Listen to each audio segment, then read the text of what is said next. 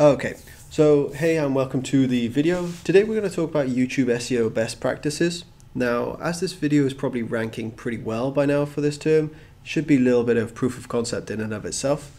There's a lot of things that is misinformation around this particular subject, so hopefully we can clear that up for you today. This is going to be approached from a business lead generation point of view, but the principles can be taken out for just about anything, whether you're a content curator, YouTuber, vlogger, just about anything. If you want to generate more traffic and more views to your particular videos, these will work pretty well. My name is Tom Buckland, I'm the founder of HQSEO, and if you have any questions, just feel free to drop me a tweet or a message and I'll get back to you. Okay, so obviously YouTube is a huge deal.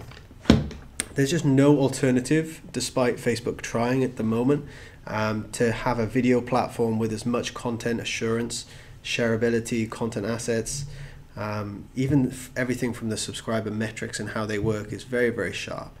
A well-produced video obviously can bring in tons of referral traffic that's rich in qualified leads. So these people have already watched your video content, they know what you're about, and as a result, they're kind of pre-sold on working with you. Okay, now YouTube is actually the second largest search engine out there. Amazon is coming up closely behind it, but is still not quite there.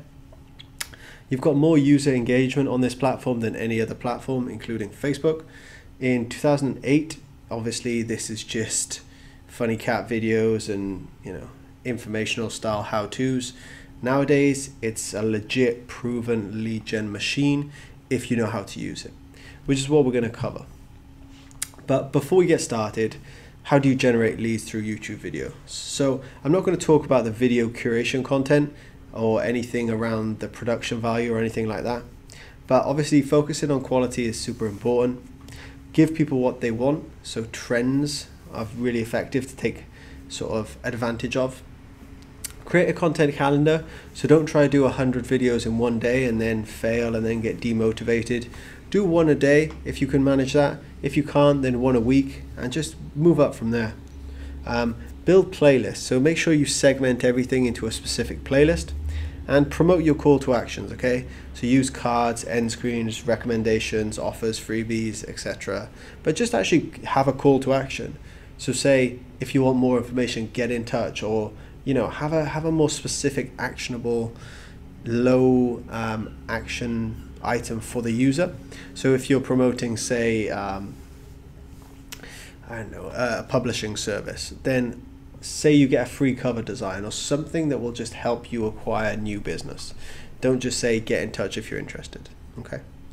So obviously off-page leads are incredibly effective if and when you can get them. Use things like call us, use this coupon, request a quote, visit our website, etc., etc. Okay. So let's get to the point. YouTube SEO, why you need it. So the whole build it and they will come theory, especially nowadays in 2018-19, is just bullshit. If you don't have a following already, you will not be found. Okay. So YouTube is nothing like Google from an algorithmic point of view. There's millions of hours of videos added every day, which is just a crazy number. And then obviously as a result, there's no untouched niche or there's no untapped market. There's nothing like that. So without search and optimization, you're basically putting stuff into outer space and expecting someone will stumble upon it. And in some circumstances, you hear about the 0.01%, but we don't want to take that chance. We want to implement something to get us to 100%. So there's basically, in my opinion, 2 or 3 different buckets, and as a result, they can feed into your lead funnel. Okay, so you've got on-page, off-page, and engagement. Now that's pretty much it. Now usually for YouTube, engagement is the most important one. So as you can see here, engagement is a lot larger. You should spend most of your time on trying to get engagement. Now there's a few things we're going to touch on, but I'll leave them to a later slide. So first things first. On-page optimization for YouTube SEO. Okay, so you want to use specific tools for this. Okay, and you want to find content gaps and match those with high potential keywords. So you don't want to create informational content that people don't search in YouTube itself. So that's actually a pretty big issue we see. Now, Google search, keyword planner, and multiple keyword research tools that you can use are, they're useful, but at the end of the day, they aren't going to actually help you rank in Google, in YouTube, sorry, just because they aren't the correct search volumes, okay? Instead, what we like to do at the moment, as there's no real good tools on the market yet, is to just use the YouTube search suggest feature. So if you type in SEO, what else comes up? And what looks like it's getting a lot of engagement. So although this is very manual, it does pretty much work a lot better than anything else or any automated tool on the marketplace for the moment. Okay, and when you couple that with content curation ideas, you can get some really nice content topics that match up quite well to highly profitable or potentially profitable keywords. Okay, part 2, the title. Okay, keep in mind the character limits. Okay, they are changing all the time, but usually you don't want to go over those just because you won't have your keywords credited if they are after the limit. The title should be accurate, and obviously it should be clickbaity. As much as I hate to say it, it's really important to win the click in this case, okay? Exact match and phrase match keywords are needed here, okay? So if you're trying to rank for the term on-page optimization, okay, you have to have that exact phrase in the title. And then keep the title natural, fluent, and organic, although remember, people click clickbait. As much as we hate it, it is happening, so you need to leverage that, okay? So over-the-top titles may work for YouTubers, but remember, we are talking about organic search here and generate leads via engagement. So if you say some crazy title that is, further on than clickbait, then realize the customer or the consumer is going to be pretty much hate your brand after that. And it doesn't matter if they've watched your video because it's too late. Okay. So some good examples of this from a very, very sort of granular, boring service point of view is this roofing contractor one. So as you can see at the bottom, we've got the city name, PA roofer, best service, hyper boring. That's why it has very low views, very low engagement. Then in the middle, we've got best XYZ, blah blah blah, with a phone number, call to action. Again, it's pretty bad, but it's better than the first one. And then a little bit better at the top, we've got our primary keyword plus a variation plus a phone number there, and it's doing a little bit better. Okay, so those are some really boring examples, but you can get the idea. Okay, so in the description, kind of a tough one to say, but descriptions don't actually rank YouTube videos, okay? Tough, but you do want to be as relevant as you can because this will help your Google rankings, okay? So integrate keywords organically, try to include many long tail keywords, promote your CTAs inside this description, so your call to actions, and be careful of the read more tag as well. So you want to have your links above the read more tag. This is obviously where a lot of people lose the plot. You don't want to cram keywords or information in here. Most people aren't going to read the YouTube search description, so just bear that in mind as well. But most of your clicks will come from the description as well. So make sure you have that call to action above the fold, which in this case is above the read more tab.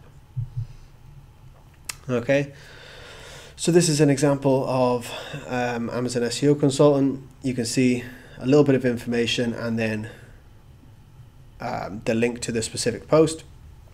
What to notice, the utilization of characters is the fullest. So obviously we're trying to rank for things like e-commerce metrics, e-commerce KPIs in this case. All important links are in there as well. So if people want to look up our company or our sister company, they can do so there. Social media links, and obviously we've included a lot of long tail keywords in the description itself. So everything is neatly arranged, so if people do open it, it just looks a little bit nicer, okay? But this doesn't actually help rankings in YouTube itself, it's just important. Now tags, on the other hand, are a massive YouTube ranking factor. So use tags wisely, okay? Focus on direct conversion tags, okay? So we want to have direct information here. So if someone's searching exactly that specific keyword, you want to have that specific tag, and every variation of that up to about 7 to 10 tags total, Okay, so don't get lost in unrelated tags that are very generic. You want to have very, very specific ones, and also they need to be the exact keyword that people would be searching, and not LSI. Nothing like that really matters for YouTube search. Okay, so make sure it's the exact keywords, and obviously split up by commas. Obviously the thumbnail, again, it pains me to say, but you do need to take clickbait into account, because one of the engagement factors that virtually reigns is CTR. Okay, now you really want to improve your click-through rate from the organic search, and to do this, the thumbnail is the biggest way you essentially will be able to. Okay, so if you can get your SEO right, you land in the top 10, the thumbnail will actually help you score the click, or win the click, as we say in our industry. Okay, so thumbnail should incite action, excitement, curiosity, and shock, and walk the line of baiting, obviously, but don't go overboard, because again, even if you win the click, you still have to convert that customer. So that's why going too far with the title or the clickbait isn't actually a good thing. Okay, so also don't ignore the fact that you can run A/B tests for this as well. So you can keep chopping and changing your thumbnails until you master it. This does kind of rely on a little bit of data and take a little bit more time. So if you're a beginner, I probably wouldn't recommend this. Okay. Yeah, so this is an example. It's pretty crappy, but it kind of worked really well. I'm not really sure why.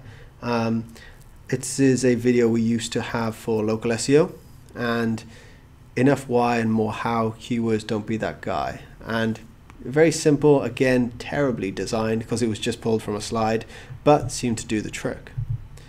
Okay, so get into Offpage. Now, Offpage, if you're unfamiliar, is anything you do outside of, in this case, it would be the YouTube editor, the YouTube video editor. Okay, so obviously the Google SERPs can drive a huge amount of traffic to your videos. So if you rank in Google with your actual YouTube video, that's very, very sort of powerful, especially long term. Okay, so this is usually a byproduct of a few different things, one of them being high engagement. Okay, now when we say high engagement, we mean things like a lot of likes or dislikes on a video, a lot of comments, comments of those comments, so people having discussions, and then also a high watch time. So if you have a video that only has, you know, a 10% watch time, YouTube is going to determine that video to be low quality. Even if it's not, it doesn't matter, it's just not engaging with people. Okay, and two of the most important things for YouTube videos to rank in Google itself are promoting with embeds. So that's where you copy and paste the embed code of a YouTube video and paste it on a website, and you see that you can click and watch it within that website itself, and actual links. So that's just where you have a clickable link from usually a piece of text inside of content, and that link clicks through to the YouTube page itself. Okay, so there's so many link building strategies. We have a custom agency or division inside our company that implements link building on a massive scale. That's called Ghost Marketing if you want to check out that company. But most of the time you're going to use things like social media campaigns, Web 2.0s. If you can get the embeds on guest posts that you're writing, that's really powerful as well. And once you start to do this a few times, you don't need massive volume. Maybe 10, 12 is more than enough for the majority of niches that aren't super competitive. And that's going to really help your organic rankings in Google and in YouTube as well, especially if you can get that watch time increased through those articles and everywhere where your video is actually published. Okay, and that's everything. So in conclusion, without YouTube SEO, your video marketing efforts will never bear fruit. It's tough, but it's the truth. On-page is relatively simple, but off-page is just as important. In fact, it's probably more so. Especially if you don't have a following.